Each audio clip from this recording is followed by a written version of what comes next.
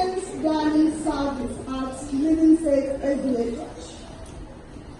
So, all my is going to hold the line, Lord. Lana got you for Payala for Lana gave that up, quite a room, because there are no fire room.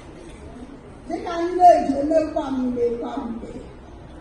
That's why we are here today. That's really happy Father's Day in advance. May God bless you all. May God keep you for us. May God give you good health and help you to continue to be good husbands, brothers, fathers that you are in Jesus' name. Okay, I do now. Just by blessing, I am there. All your thought, you pray like Jesus.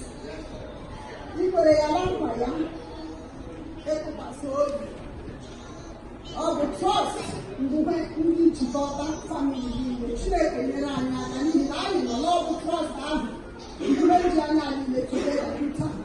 Actually, in the Quran, our family is on you. I need continue to try to delay. Honestly, you don't need to say it, hold it, you need to let me know that I'm not allowed to say it, and I have